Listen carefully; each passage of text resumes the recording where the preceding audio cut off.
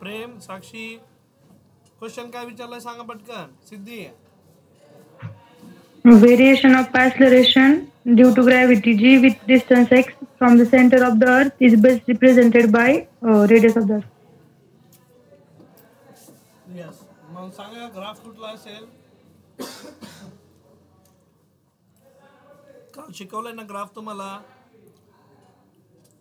श्रावणी आज आहे का? पुस्तक आहे का सोबत? प्रेम, पुस्तक आहे का सोबत? पुस्तक आहे. मग आपल्या मेन टेक्स्ट बुक मध्ये page number option D. Yes correct. Page number 136 वर या आणि क्वेश्चन नंबर 15 बघा त्यात.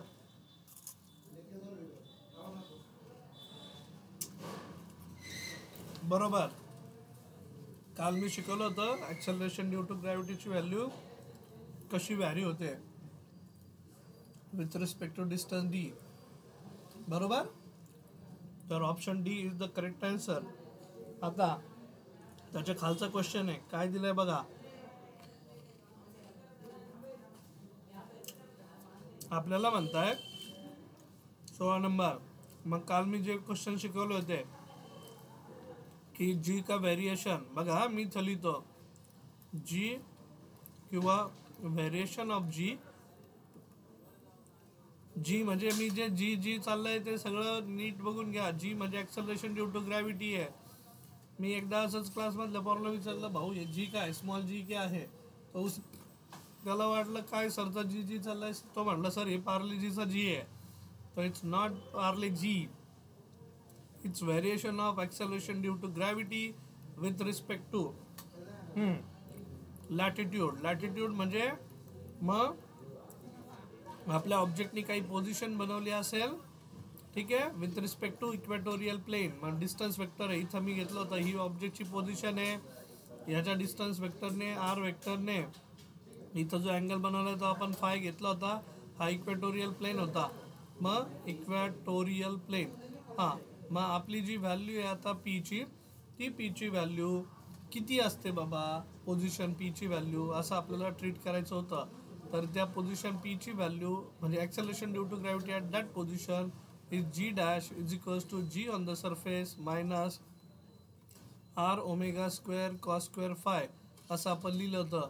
Wear omega is the angular speed of rotation of earth आणि phi is the angle made by distance vector with equatorial plain.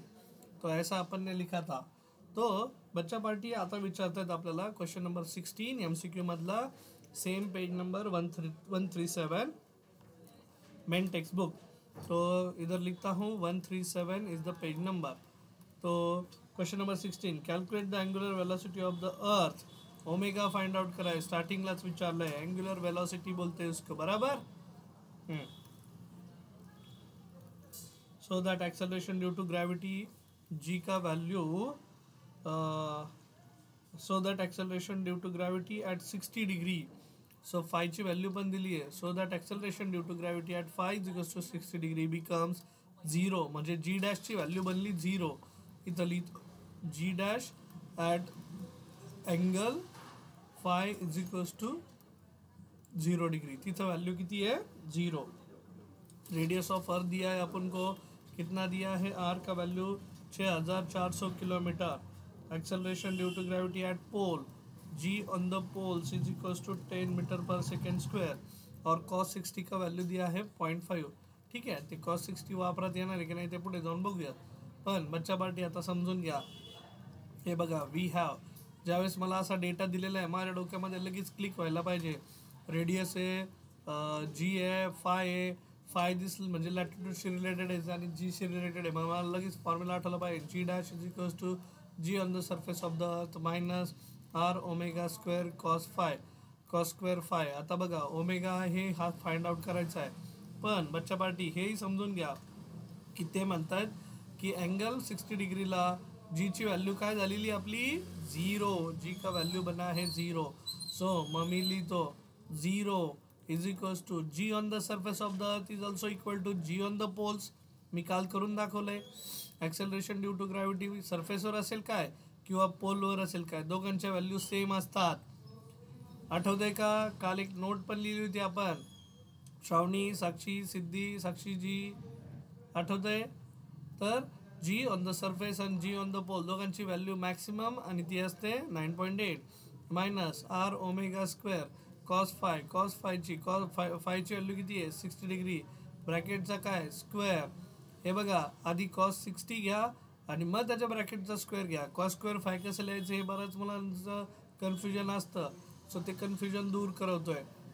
बरं आता ही negative value उजवीकडे गेली म्हणजे ही डाव्या बाजूला गेली तर हे बनेल plus R omega square cos 60ची व्हॅल्यू किती 1/2 असते 0.5 ब्रॅकेटचा काय स्क्वेअर इज इक्वल्स टू ती निगेटिव्हची पॉझिटिव्ह झाली. इकडे कोण उरला आता जी ऑन द पोल्स आणि जी ऑन द पोलची व्हॅल्यू त्यांनी दिलेली न्यूमेरिकलमध्ये 10 आहे बाबा. So R omega square into 1/2 का स्क्वायर इज 1/4. सो ये 4 उधर मल्टीप्लाई हो गया. सो देयरफॉर मेरा इक्वेशन क्या बन गया फिर R omega square is equals to क्या 40 बराबर. तो omega square is equals to क्या बन गया 40 डिवाइडेड बाय आर. आर का वैल्यू कितना है 6400 किलोमीटर है. तो उसको कन्वर्ट करना पड़ेगा मीटर में क्योंकि सभी जो वैल्यूज है वो ऐसा यूनिट में होना मांगता. सो 6.4 इंटू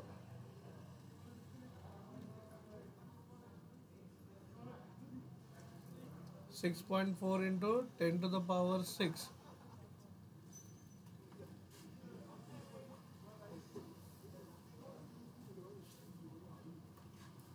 एकच मिनिट ना.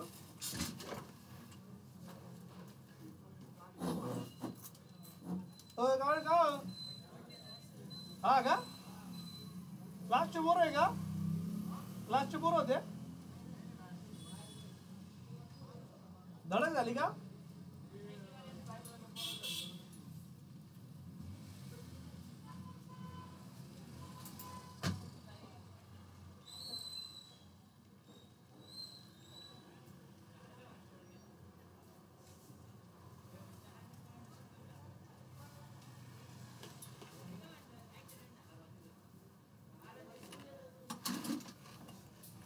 हाँ ओके बच्चा पार्टी काय नाही ॲक्सिडेंट झाला छोटा. बरं ओमेगा स्क्वायर 40 और ये जो आर का वैल्यू है वो कितना है भाई 6.4 ना. बघा मला असं दिसतंय की स्क्वेअर रूट घ्यायला चान्स आहे बाबा. 6.4 इंटू 10 to the power 6 तो स्क्वायर रूट लेने के लिए चांस है. इसको 400 बनाया इसको 64 पण हे 10 to the power 5 बनेल राव. आणि 10 to the power 5 बनलं की आपला तोटा आहे. आपला तोटा कसा कारण 10 ची पॉवर UN पाहिजे ना.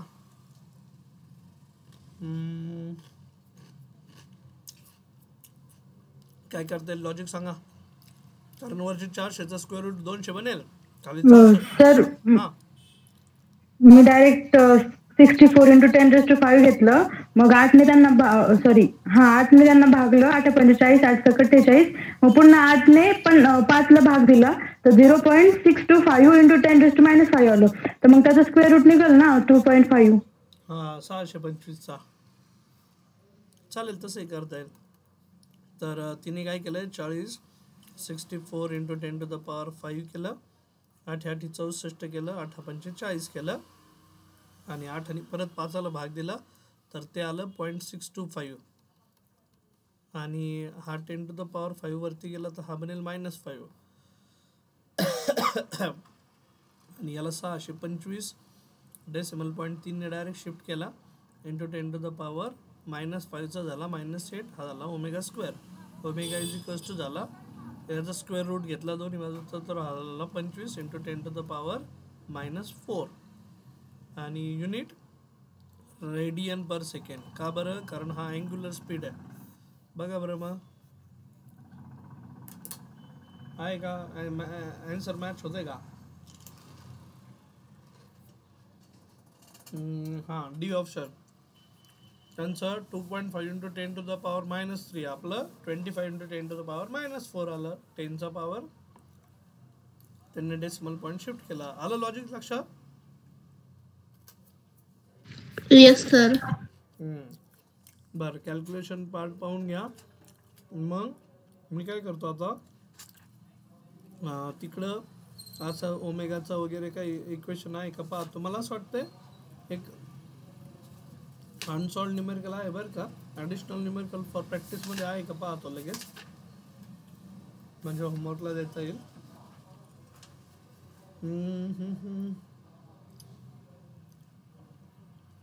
हां आहे.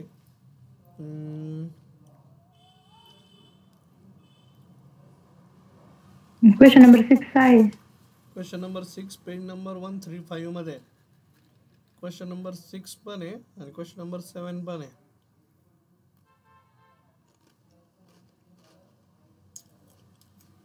थोडं कॅल्क्युलेशनचा पार्ट मोठा आहे बरं का 7 मध्ये. तुम्हाला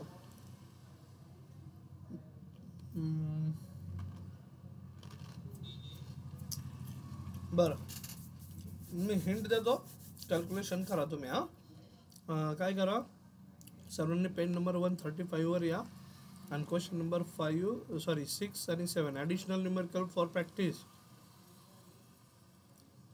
पेज नंबर 135 सर्वांनी, page number 135, question number 6, question number 7. मग मी आधी क्वेश्चन नंबर 6 घेतो, त्याची हिंट देतो, कॅल्क्युलेशन तुम्ही करा. Acceleration due to gravity at latitude of, latitude म्हणजे अँगल दिलाय बघा, शब्द अंडरलाईन करून घ्यायचा. चला मी म्हणजे माझ्या गुरूंकडून काय शिकलोय माहिती का, की आमचे सर नेहमी म्हणायचे की रीड द क्वेश्चन केअरफुली. तुम्ही क्वेश्चन केअरफुली वाचत नाही, घाई गडबड करता वाचण्यामध्ये. तुम्हाला असं वाटतं अरे हां मी हा प्रश्न केलाय, मला याचं उत्तर येतं आहे. सगळ्यांना तसंच वाटतं, पण त्या प्रश्नामध्ये थोडेसे वर्ड असे बदललेले असतात की जेणेकरून काय काढायचं आहे, काय दिलं आहे किंवा काय घ्यायचं आहे, गिवन काय आहे, फाइंड आउट काय करायचं आहे, डेटा काय आहे, तर हे ओळखता आलं पाहिजे. तर read the question carefully. Question 2दा वाचा, वाटल्यास त्याला वेळ द्या आणि मग सोडवायला घ्या, कारण आपल्यासाठी ते खूप महत्त्वाचं असतं. मग क्वेश्चन केअरफुली रीड केल्यानंतर मला असं जाणवत आहे की लॅटिट्यूड शब्द आहे, फाय आहे, मग लगेच आहे ना आपला जो सबकॉन्शियस ब्रेन आहे, ह्युमन ब्रेन, त्याच्यामध्ये लगेच गेलं पाहिजे अरे जी डॅशची व्हॅल्यू विचारतायत बरं का, किंवा जी डॅशची व्हॅल्यू दिली, acceleration due to gravity at latitude of 50 degree near sea level is, ती at phi is equals to 40 degree, G की व्हॅल्यू दी आहे, ज्याला आपण जी डॅशने संबोधतोय, किती त्याची व्हॅल्यू जी डॅशची, तर 9.78 metre per second square. Calculate the angular velocity of the earth, omega काढायची अँग्युलर व्हेलॉसिटी. मग आता तुम्हाला जर फॉर्म्युला माहीत असेल अँग्युलर व्हेलॉसिटी ऑफ अर्थ, तर तुम्हाला जर फॉर्म्युला माहीत असेल जी डॅशचा विथ रिस्पेक्ट टू लॅटिट्यूड, तर काय घेतो रे आपण, वी हॅव बोलो, तो G dash is equals to G on the surface of the earth minus R omega square. क्या लिखते हैं अपन यहाँ पे, cos square phi. So on the surface of the earth G ची व्हॅल्यू किती असते ते माहिती. आता यांनी दिली नाही बरं की इथं न्यूमेरिकलमध्ये. मग आता नेमकं 9.8 घ्यायची का 10 घ्यायची, कारण मग अशीचा जो MCQ होता त्याच्यात 10 होती व्हॅल्यू.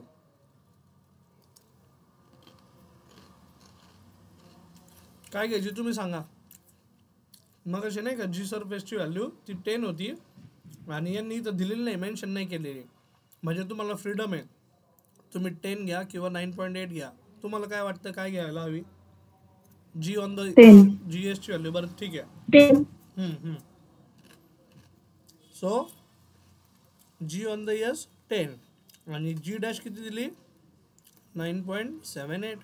आलं लक्षात. Minus R omega square cos square phi.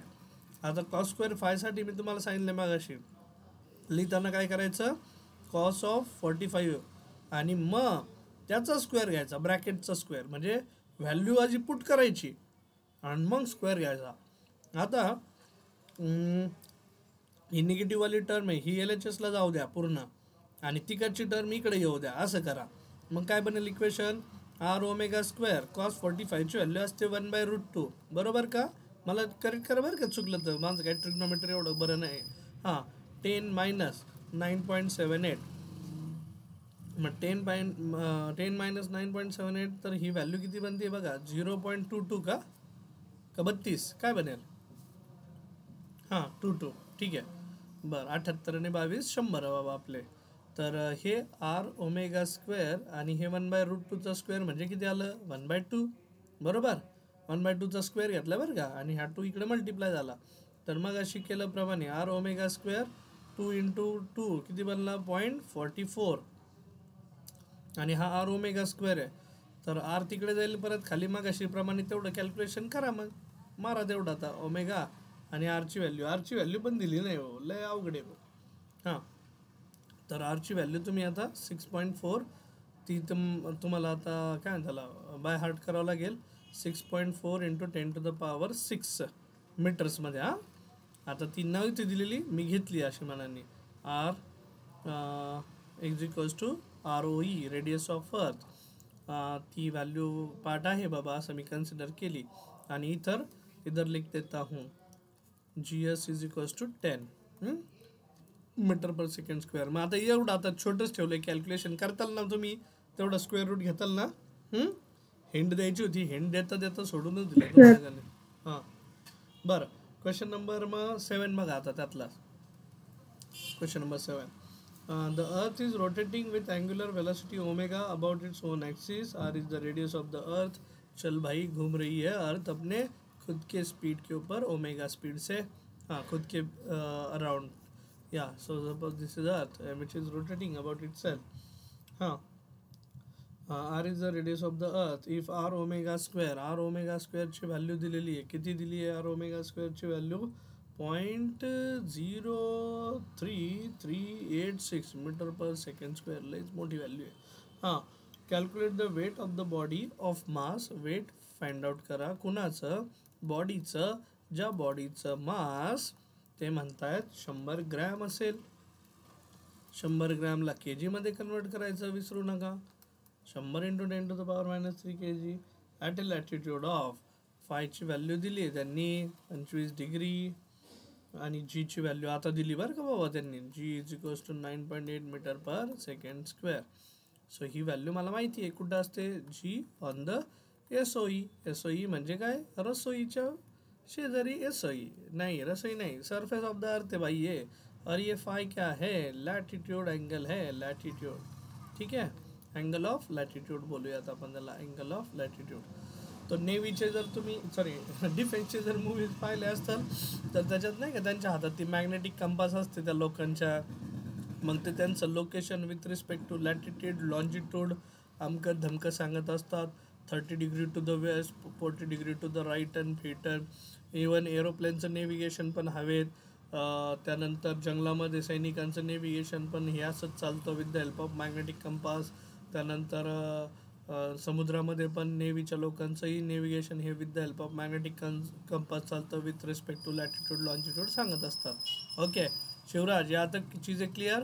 So weight is equals to क्या आहे, वेट इज इक्वल्स टू काय असतं, तर ऑब्वियसली असतं m into g. Weight is nothing but, मी तुम्हाला शिकवलेलं आहे, weight is nothing but gravitational force acting on the body. Gravitational force acting on a body, आपल्या बॉडीवर ॲक्ट होणारा ग्रॅव्हिटेशनल फोर्स त्याला म्हणतात weight. So W is given by the formula mass into g dash, where g dash is acceleration due to gravity at latitude. So m is equal g dash replace किया जाता है g on the surface minus, हाँ बोलो formula बोलो जल्दी बोलो बच्चा party. G dash is equals to GS minus R omega square cos square phi बराबर. मग कॉस फायची व्हॅल्यू माहिती आहे, जी ऑन द सरफेस पण दिला आहे, यम पण दिला आहे. यम 100 इंटू 10⁻³ होता in bracket, g is 9.8 minus R omega स्क्वेअरची पूर्ण व्हॅल्यूज दिलेली आहे. किती दिली आहे, 0.033. याला पण कन्वर्ट करून घ्या, म्हणजे शिफ्ट करून घ्या डेसिमल. मला या अशी डेसिमलमध्ये खेळायची सवय नाही. 3.386 करतो याला इंटू 10⁻⁻². इथंच लिहून घेतो बाबा, नाही तर तुम्ही म्हणता कुठून टपकली व्हॅल्यू. सो ती व्हॅल्यू त्यांनी दिलेली आहे. सो डेसिमल शिफ्ट केला, 3.386 लिहिला, ठीक आहे, इंटू 10⁻⁻². आता हे का केलं, तर मला ते 0.0चा त्रास होतो नाही का, ठीक आहे. त्यापेक्षा आपण असं 3.383 असं दिसायला चांगलं वाटतं, गोड दिसतं, ठीक आहे, गोड दिसतंय. तर 3.386 इंटू 10⁻⁻² हो गया भाई वहाँ पे. और ये वैल्यू यहाँ पे डाल दिया फिर मैंने 3.386 इंटू 10⁻⁻² आणि कॉस 25 ची व्हॅल्यू. आता बच्चा पार्टी लॉग टेबल जर आपके पास होगा, बघा ना किती शहाणे थे. मग अशी कॉस 60 ची व्हॅल्यू दिली जे की आपली तोंडपाठ आहे, आणि तर कॉस 25 ची व्हॅल्यू नाही दिली. काय करायचं आता या सुताळ्यांना, सांगा मला तुम्ही कसं करायचं. हां बाबा, इथं आम्हाला लॉग टेबलला नको वापरायला. मग कॉस 25 ची व्हॅल्यू काढायची, त्याचा स्क्वेअर करायचा. इथं -2 आहे तुमचा, ओके, खाली लिहिला गेला होता -2 वरती लिहितो असा. मग कॉस 25 ची व्हॅल्यू, त्याचा स्क्वेअर आहे, मल्टिप्लाय करा व्हॅल्यू. आता इथं सबट्रॅक्शन ज्यावेळेस घेताल तर सबट्रॅक्शन घेताना 10च्या पॉवर सारखे असले पाहिजे याची काळजी घ्यायची. आणि मग त्याला आपल्या 100 इंटू 10⁻³ ने मल्टिप्लाय करा, आन्सर मिळून जाईल. ओके, हिंट काफ़ी है यहाँ तक. बोला बोला. हां येस सर. ओके, चालेल. मग आता आज मला एक नवीन कन्सेप्ट शिकवायचा आहे, आणि मग त्याच्याशी रिलेटेड आपले जे न्यूमेरिकल होते ते झालेत, कालही घेतलेत. मग आजचा जो कन्सेप्ट शिकवायचा आहे ना, तो आहे विथ रिस्पेक्ट टू, तुमचं डायग्राम पण घेऊन टाकली, न्यूमेरिकल पण घेऊन टाकले. आता पोटेन्शियल एनर्जीकडे येतो. हां, तर बच्चा पार्टी, जसं तुम्ही इलेक्ट्रोस्टॅटिक्समध्ये इलेक्ट्रिक फील्ड शिकले, तसंच आता मी तुम्हाला शिकवणार आहे intensity of gravitational field. So तुम्ही आता 2 कॉलम बनवायचे. 2 कॉलम घेण्यासाठी मी पट्टीचा वापर करत आहे. खूप दिवसानंतर पट्टीचा वापर वाघ सर करत आहे, त्याच्यामुळे वाघ सरांसाठी झाल्या पाहिजे टाळ्या, ठीक आहे. वाघ सर कंपॅरिझनमध्ये शिकवत आहे काय, छान छान वाघ सर, कोण, ओके. सो मग कंपॅरिझनमध्ये आता आपल्याला काय करायचं आहे, परत एकदा पट्टीवर क्लिक केलं आणि पट्टी गायब केली वाघ सरांनी, टाळ्या पुन्हा एकदा. So intensity of gravitational field ये सीखना है भाई अपन को. इंटेंसिटी ऑफ GF मतलब गर्लफ्रेंड नहीं तो लगेच मन में लड्डू फुटा. प्रेम गाड़ेकर, शिवराज जाधव, साक्षी जी, साक्षी यस, सिद्धि. GF मतलब कौन, गर्लफ्रेंड है ना. हेलो, GF मतलब कौन, ग्रेविटेशनल फील्ड. हाँ, ग्रेविटेशनल फील्ड है ये. सो ग्रेविटेशनल फील्ड जो कि सोर्स मास प्रोड्यूस करने वाला है. एक है इंटेंसिटी ऑफ ग्रेविटेशनल फील्ड और दूसरा है ग्रेविटेशनल पोटेंशियल, ठीक है. सो 2 चीज़ें मैं आज आपको पढ़ाने वाला हूँ. ये चीज़ों को आपने करंट इलेक्ट्रिसिटी में भी देखा है, सेम फॉर्मूला में वापरना है. करंट इलेक्ट्रिसिटी में क्या देखा है, चलो वाघ सर आपको वो भी याद करके देंगे कि आपने देखा था इलेक्ट्रिक फील्ड इंटेंसिटी, और दूसरा सीखा था आप लोगों ने इलेक्ट्रिक पोटेंशियल. याद आ रहा है थोड़ा थोड़ा बच्चा पार्टी, ठीक है. तो electric potential is denoted bye V और electric field intensity is denoted bye E. Electric field intensity, अगर कोई सोर्स चार्ज है, ये देखो ये सोर्स चार्ज है भाई, इसका नाम दिया +Q, तर हा +Q सोर्स चार्ज आहे. सोर्स चार्ज म्हणजे काय, मी तुम्हाला सांगितलं. आता थंडीचे दिवस आहेत, शेकोटी पेटवलेली आहे. इथं शेकोटी पेटवली की शेकोटीपासनं असं स्पेरिकल डायरेक्शनमध्ये काय प्रोड्यूस होते, हीट एनर्जी. आणि ही हीट एनर्जी अशी स्पेरिकल डायरेक्शनमध्ये सगळीकडे काय केली जाते, पसरली जाते, ठीक आहे. आणि मग ही जी पसरलेली हीट एनर्जी आहे ती सोर्स चार्जपासनं डिस्टन्स आरवर किती आहे बाबा. सपोज मग आपण घेतलं की बाबा मी ह्या शेकोटीपासून ह्या अंतरावर उभं राहिलो, ह्या पोझिशनला आर अंतरावर उभं राहिलो, तर ह्या शेकोटीने निर्माण केलेली इलेक्ट्रिक फील्ड इंटेन्सिटी ह्या पॉईंट Pला किती असेल.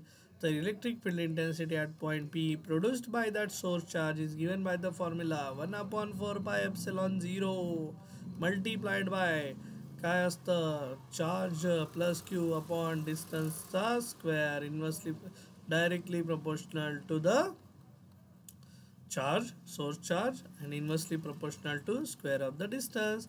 What is 1/4 pi epsilon 0? ये तो कांस्टेंट है प्रोपोर्शनैलिटी का, जो कि मैंने पढ़ाया था, याद है क्या आपको? सो ह्या इलेक्ट्रिक चार्जने आजूबाजूला काय प्रोड्यूस केलं?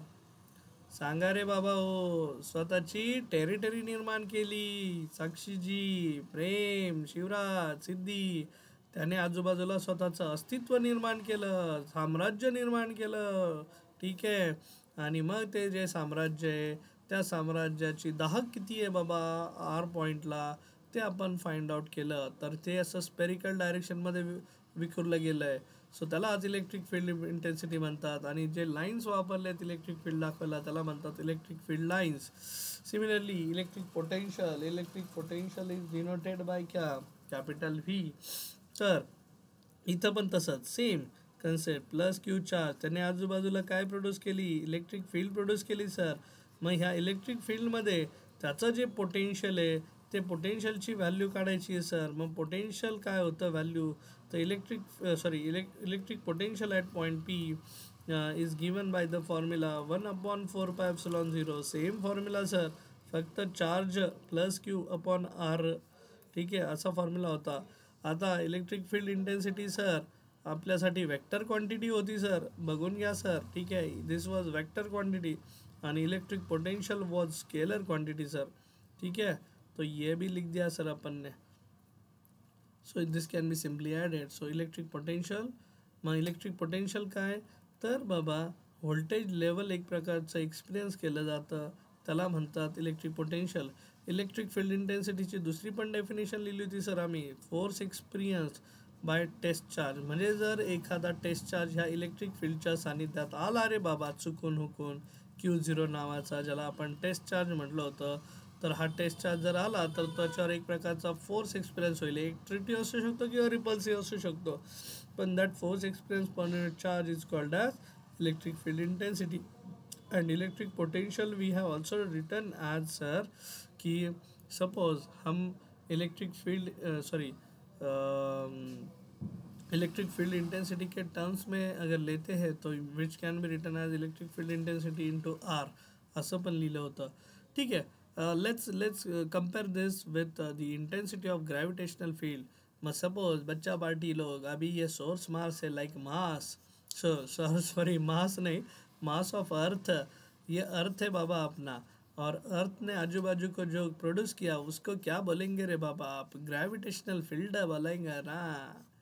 तो ये अर्थ ने प्रोड्यूस किया, उसके आजू बाजू को ये सारा फील्ड दिखता नाही आहे, इनविजिबल आहे. नाही तर तुम्ही म्हणता सर असे कुठं असे तारे कुठं दिसतात का, अशा लाईनी कुठं दिसतात का?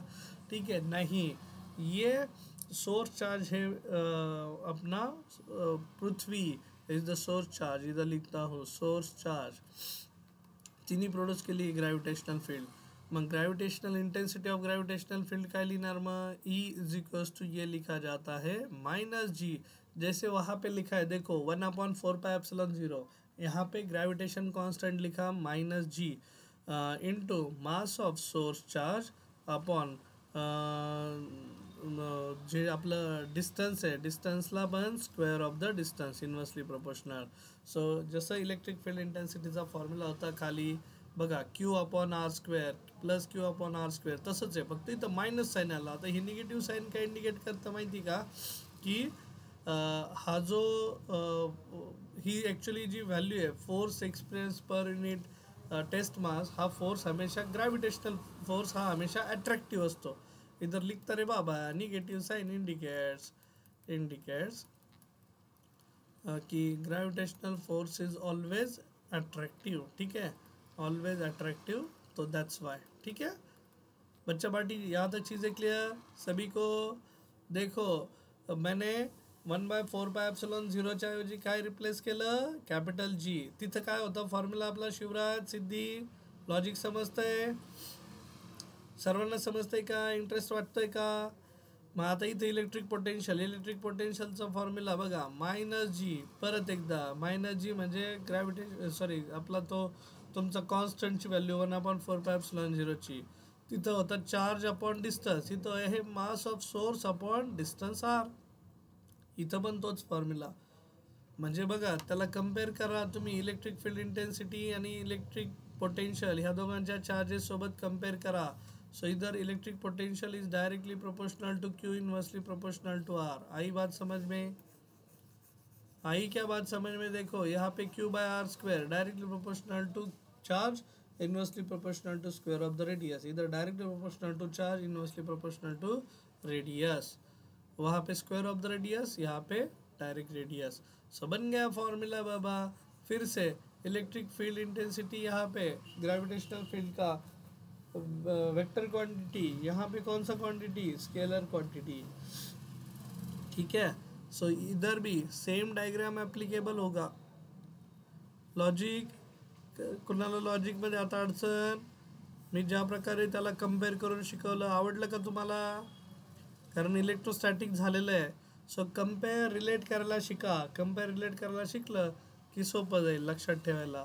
आता युनिट कसं लक्षात ठेवायचं सर ते पण एकदा सांगून द्या बरं. ठीक आहे बाबा, ते पण सांगतो. ठीक आहे. बरं आता कमिंग बॅक इकडे बघा, इंटेन्सिटी ऑफ ग्रॅव्हिटेशनल फील्ड आणि इलेक्ट्रिक पोटेन्शियल. तर मला असं लॉजिक दिसते बच्चा पार्टी, बघा हसायचं नाही फक्त आता. तर गंमत अशी आहे की मला लॉजिक असं दिसतंय की इथं GM/r² आहे. सर ही टर्म कुठं तरी बघितली आहे आम्ही बरं का. कुठं बघितली रे? कोणी सांगेल का मला? GM निगेटिव्ह साईनचा विचार नका करू आता. GM/r². ॲक्सेलरेशन ड्यू टू ग्रॅव्हिटीचा व्हॅल्यू आठवते का? काय होती acceleration due to gravity? Hello, GM/r². GM/r². Same formula होता की नाही साक्षी? मग हॅलो, हो. मग त्याचं युनिट काय होतं? जीचं युनिट काय असतं? आपण नॉर्मली काय घेतो? व्हॅल्यू घेतो आपण जीची, सरफेसला घेतो किंवा कुठेही. न्यूटन मीटर स्क्वेअर पर केजी स्क्वेअर. होय बाबा, ते कॅपिटल जीचं असतंय. हुशार. मी पूर्ण जीचं म्हणतोय, स्मॉल जी. Metre per second square. हा, मीटर पर सेकंड स्क्वेअर. मग झालं की युनिट. ईचं युनिट मिळून गेलं. कळतंय का? अरे लॉजिक समज में आ रहा है की नाही रे बाबा? Yes sir. हां, मग ते लॉजिक वापरा फक्त, असं म्हणतोय मी. ओके. सो लॉजिक सिंपल है, स्ट्रेट फॉरवर्ड है. वही मैं बोल रहा हूँ की तुम्हाला हे कम्पेअर करता आलं पाहिजे, रिलेट करता आलं पाहिजे. आणि शिक्षकाचं कामच हे. पण आहे ना साला आपल्याला असा शिक्षकच भेटत नाही तो असं कम्पॅरिझन करून शिकवेल. एक तर फिजिक्स डोक्यावरून चाललंय, मास्तरलाही समजत आहे का नाही त्याचं त्यालाच माहिती. आणि पोरांना काय चाललंय कोणालाच काय माहीत नाही. मग ते नुसतं म्हणतात नाही नाही पाठ करावं लागेल तुम्हाला, आणि याच्यासाठी काही शॉर्टकट नाही, काय नाही. शॉर्टकट बिटकट नसतं बाबा. पण ज्या व्यक्तीने त्याला उकळून पिलं आहे तो व्यक्ती ॲटलिस्ट त्याला कम्पेअर करून तरी तुम्हाला कसं लक्षात करायचं ते सांगून जाईल. ठीक आहे. सो मग यस, तुम्ही स्मॉल जीची व्हॅल्यू बघितली आहे. मग कमिंग बॅक, आता हे आपल्याला पेजमध्ये झालं आहे आणि वाघ सरांना माहीत नाही आहे हे पेज डिलीट कसं करायचं. ठीक आहे. So Wagh sir will keep it as it is. इथं लाईन मारून टाकतील. तर मग वरती बघा, E लिखा था -GM/r². And now this value also belongs to the acceleration due to gravity. Also we have the formula G = GM/r². ये सर हमने देखा है और इसका यूनिट भी देखा है, मीटर पर सेकेंड स्क्वायर. तो यहाँ पे भी सेम फार्मूला है तो इसका भी यूनिट बनेगा metre per second square. That's it. और सर रही बात इलेक्ट्रिक पोटेंशियल की, इलेक्ट्रिक पोटेंशियल = सर हमने देखा है -GM/r है. चलो इसको भी, इसमें भी हाथ धो लेते हैं. इसको 1/r ऊपर r से मल्टीप्लाई करो, नीचे r से डिवाइड करो. मतलब नाही का r/r ने मल्टीप्लाई अँड डिवाइड केलं, मिनिंग चेंज झालं का? नाही. तसं इथे कॅन्सल होणार आहे. ये r और r सर r² बन गए बरं का. सो मग r² जर बनले सर हे, तर हे बनेल -GM/r², विच इज इसका युनिट पता आहे सर आम्ही. आणि राहिला कोण? फक्त वरती r राहिला. म्हणजे इथे युनिट बनला metre per second square multiplied by वरचा डिस्टन्सचा मीटर. मीटर क्या बना? Metre square per second square. आता याच्यातही शोध लावू नका सर, स्क्वेअरला स्क्वेअर कॅन्सल करून टाका. बास, तुम्हीच राहिले भाऊ मला समजून सांगायचे आता. नाही तर याच्यातही शोध लावताल तुम्ही. शोध लावू नका, असं कॅन्सल होत नाही. ठीक आहे. सेम क्वांटिटी नाही आहे त्या कॅन्सल व्हायला, डिफरेंट है. मीटर है, सेकंड है. सो क्या समझ में आया बाबा? अरे इससे ये यूनिट बन गया. अरे इलेक्ट्रिक फील्ड इंटेंसिटी का ऐसा यूनिट लिख देता रे बाबा मैं. ऐसा यूनिट क्या बन गया? ये हैदराबादी नवाब आहे बच्चा. सो इलेक्ट्रिक फील्ड इंटेन्सिटी त्याचं युनिट बनतं आहे मीटर पर सेकंड स्क्वायर आणि इलेक्ट्रिक पोटेंशियलचा मीटर स्क्वायर पर सेकेंड स्क्वायर. कितने लोगों को समझ में आई बात? वाग सर की हाथ ऊपर करो रे बाबा. चलो जल्दी बताओ बताओ रे बाबा. साक्षी जी, प्रेम, साक्षी येस यस, सर. सिद्धी लबडे. काय रे बाबा, बाकीच्यांनी काय बोलायचं नाही ठरवलं काय? साक्षीने काय उक्त घेतलं काय बोलायचं? सिद्धी, हाँ साक्षी यस बोलो. आवाज नहीं आया. Yes sir. समझ ले. ओके. सिद्धी, येस सर. प्रेम, प्रेम गाडीकर.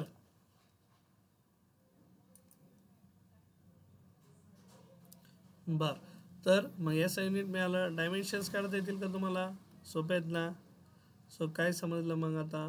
तर प्रत्येक चार्ज हा त्याच्या आजूबाजूला एक प्रकारची स्वतःची ग्रॅव्हिटेशनल फील्ड निर्माण करतो आणि त्या ग्रॅव्हिटेशनल फील्डची इंटेन्सिटी आर अंतरावर स्वतःपासनं, त्याला म्हणतात आपण इंटेन्सिटी ऑफ ग्रॅव्हिटेशनल फील्ड. आता हा पार्ट तुमच्या बुकमध्ये नाही आहे, आपल्या टेक्स्ट बुकमध्ये, पण वाघ सर जिथं तुम्हाला ॲडिशनल गोष्टी शिकवायच्या त्या शिकवत असतात. ठीक आहे, याचा फायदा तुम्हाला जेई, नीट आणि सी ई टीमध्ये होतो. ठीक आहे.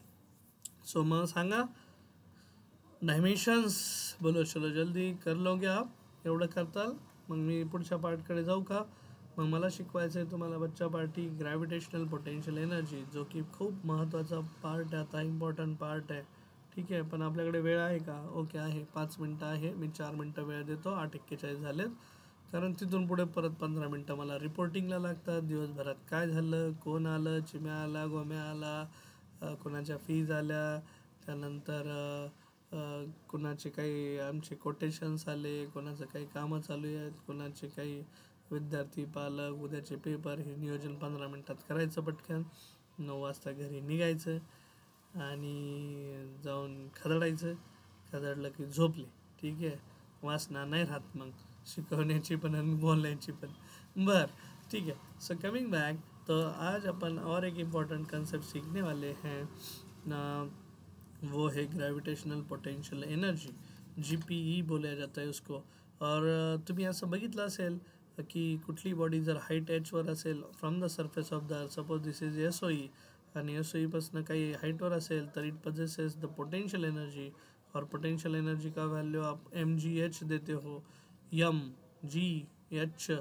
तर ही व्हॅल्यू कुठून आली मग? तर त्याचं सगळं जे एक्सप्लेनेशन असेल ते हे GPमध्ये मिळून जाईल तुम्हाला. ग्रॅव्हिटेशनल पोटेन्शियल एनर्जी म्हणजे हळूहळू आता आपली डेप्थ वाढत चाललेली आहे बच्चा पार्टी, समजून घ्या. मग gravitational potential energy is denoted bye you. मग ग्रॅव्हिटेशनल पोटेन्शियल एनर्जी काय असते बाबा? तर ही ग्रॅव्हिटेशनल पोटेन्शियल एनर्जी एखाद्या बॉडी पजेस करती आहे तर तिचा फॉर्म्युला लिहितात GPE. पजेस्ड, बघा मी काय लिहितोय, possessed bye a body or object is given by the formula gravitational potential gravitational potential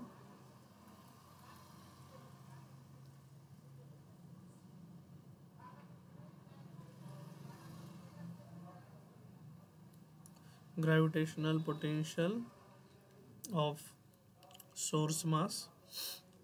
source मासने प्रोड्यूस केलेलं gravitational potential multiplied by mass of object किंवा ती body.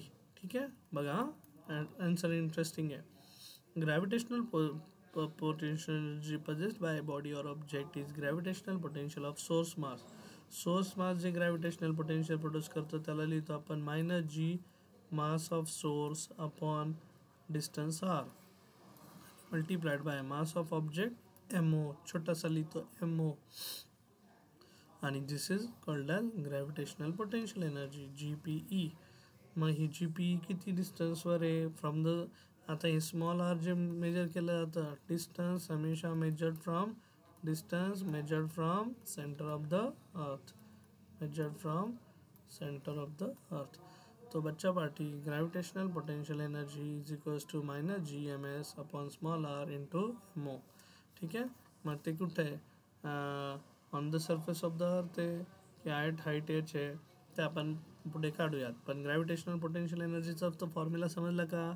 Gravitational potential energy possessed by any body और object is equal to the multiplication of किंवा product of, कशाचं product आहे कशाचं multiplication आहे बघून घ्या. तर it is product of gravitational potential of source mass multiplied by mass of the object किंवा बॉडी. मग on the surface of the earth जर तुम्हाला म्हटलं एखाद्या बॉडीकडे ग्रॅव्हिटेशनल पोटेन्शियल एनर्जी किती आहे बाबा, so G P E on the surface of the earth. Surface of the अर्थला स्मॉल आरची व्हॅल्यू काय बनते, capital R. So therefore G P E on the surface इथं लिहितो minus G mass of source multiplied by mass of object upon radius R. Call it as equation 1. आणि जर तुम्हाला जी P at height काढायची असेल, G P at height H, ठीक आहे, तो therefore G P at height एचला मी फॉर्म्युला लिहितो minus G M mass of source upon mass of object upon R plus H. Call it as equation 2. ठीक आहे. सो मग हा एक फॉर्म्युला आहे. मग आता मोस्टली सोर्स कोण असतं रे आपल्यासाठी, तर पृथ्वी असते. ठीक आहे. आणि मग ह्याच ग्रॅव्हिटेशनल पोटेन्शियलचा आपण चेंज पण काढत असतो. मग चेंज वगैरे जे आहे किंवा त्याच्याशी रिलेटेड जे इक्वेशन्स आहेत ते पुढच्या सेशनमध्ये घेतो आणि आजच्यासाठी थांबतो. सो तेवढे जे हिंट दिलेत ते न्यूमेरिकल सॉल्व करा. त्यानंतर जे आपण कन्सेप्ट स्टार्ट केला, intensity of gravitational field, gravitational potential, along with त्याला कम्पेअर केलं electric field intensity, electric potential, त्याचं एस आय युनिट डायमेन्शन, आणि त्याच्यानंतर आपण started with gravitational potential energy. ठीक है. सो बच्चा पार्टी, नेक्स्ट सेशन मंडे का होगा. कल आपका मेगा टेस्ट होगा और मंडे के सेशन में देखेंगे फिर. ठीक है, चलेगा. चलो तब तक के लिए bye bye, see you, good night. Sakshi ji, Prem, Sakshi yes, Prem, Siddhi, bye bye, good Knight.